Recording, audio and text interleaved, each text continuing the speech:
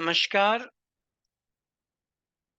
BEd कक्षा के लिए पेडागोजी ऑफ जनरल साइंस के अंतर्गत आज हम व्याख्यान सह प्रदर्शन विधि अर्थात लेक्चर कम डेमोन्स्ट्रेशन मेथड पर चर्चा करेंगे। पिछले वीडियो में आपने व्याख्यान और प्रदर्शन विधि को अलग-अलग रूप से देखा था। आज हम व्याख्यान सह प्रदर्शन विधि पर चर्चा करते हैं। सबसे पहले आपको हम ये बताते हैं कि ये विधि है क्या? यह विधि व्याख्यान एवं प्रदर्शन विधि का संयुक्त रूप है। यानी इसमें दोनों बातें आ रही है, व्याख्यान भी और प्रदर्शन भी।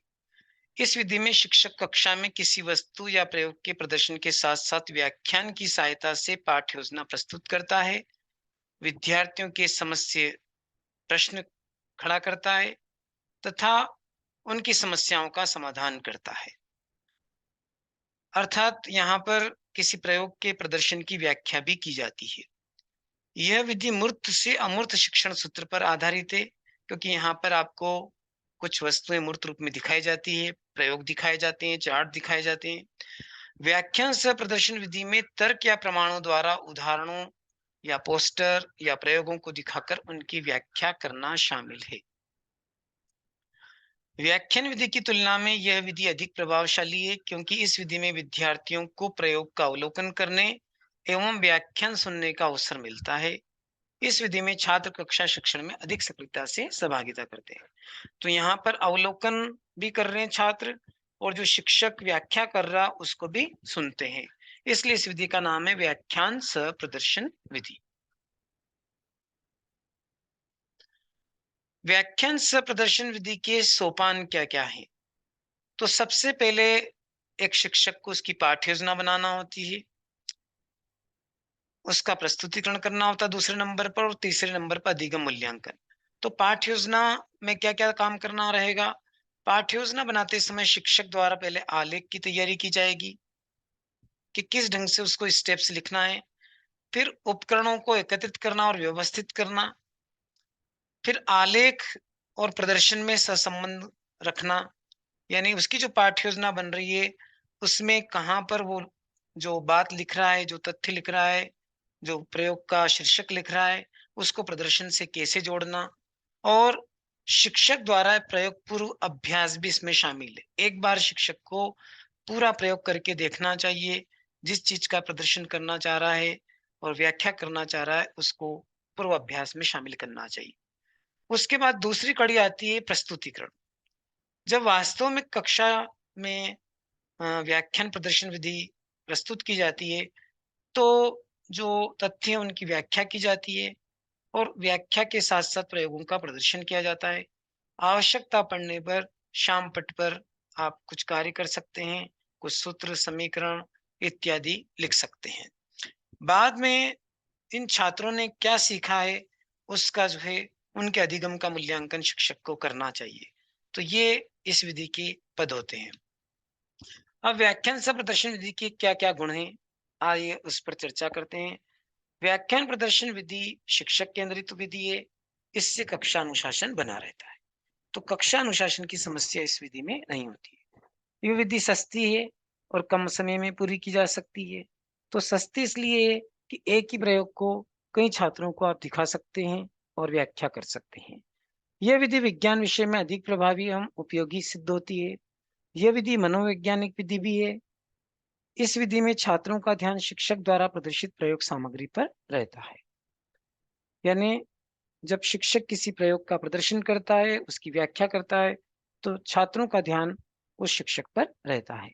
यह विधि विद्यार्थियों को अवलोकन क्षमता बढ़ाने हेतु व्यवहारिक अवसर प्रदान करती है, क्योंकि इस विधि में संपूर्ण कक्षा सामूहिक रूप से प्रेक्षण करती है।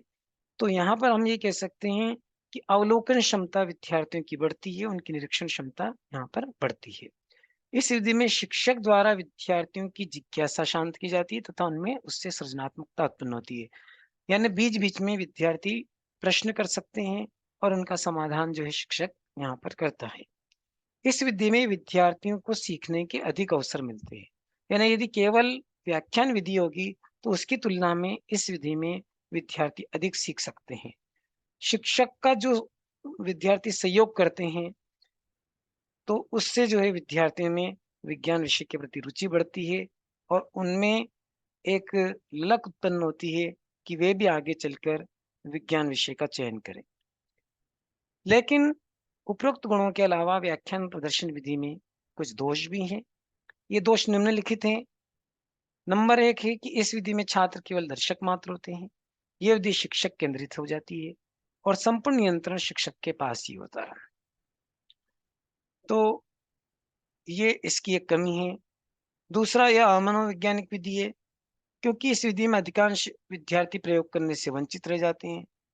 केवल जो आगे 1-2 बच्चे, 2-4 बच्चे जो रहते हैं, वो जो है इस विधि में से लाभान्वित होते हैं। इस विधि में विद्यार्थी निष्क्रिय रूप में रहते हैं क्योंकि शिक्षक ही प्रदर्शन करता है और शिक्षक ही व्याख्यान करता है। प्रदर्शन विधि में करके सीखना है, यानी लर्निंग बाय डूइंग सिद्धांत के लिए कोई स्थान नहीं होता। इस व्याख्यान प्रदर्शन विधि में ये एक कमी है। इस विधि में विद्यार्थियों के प्रयोगात्मक कौशल का उचित ढंग से विकास नहीं हो पाता है क्योंकि सारे बच्चे तो प्रयोग कर नहीं पाते हैं और इस विधि में विद्यार्थियों में वैज्ञानिक दृष्टिकोण का विकास उचित ढंग से संभव नहीं है। इस विधि में विद्यार्थियों की अध्ययन रुचि की अवहेलना होती है, यानी सभी वर्ग के विद्यार्थी चूंकि शामिल रहते हैं, कमजोर विद्यार्थी भी, तो किसकी रुचि है या नहीं है, ये यहाँ पर अवहेलना हो जाती है। और रोज-रोज इस विधि से हम पाठ्य योजना पूरी नहीं कर सकते हैं, अधिक समय लगेगा क्योंकि किसी तथ्य को पूरा करने में। इस विधि में विद्यार्थियों की रुचि, पूर्व ज्ञान क्षमता, सीखने की गति पर भी ध्यान नहीं दिया जाता कि वो किस गति से सीख रहे हैं, इसका भी एक शिक्षक उस पर ध्यान नहीं दे पाता है। कक्षा के सभी विद्यार्थियों के लिए सर्वोपयोगी विधि नहीं मानी गई है ना? क्योंकि यहाँ पर जो स्किल्स है, जो कुशलता है उसकी समानता का ध्यान नहीं रखते हैं। और ये विधि उच्च कक्षाओं में लाभप्रद नहीं है कि जहाँ पर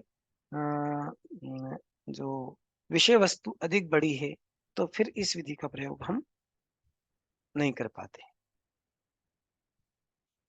तो इस प्रकार से हम व्याख्यान प्रदर्शन विधि के दोष भी प्रस्तुत कर सकते हैं।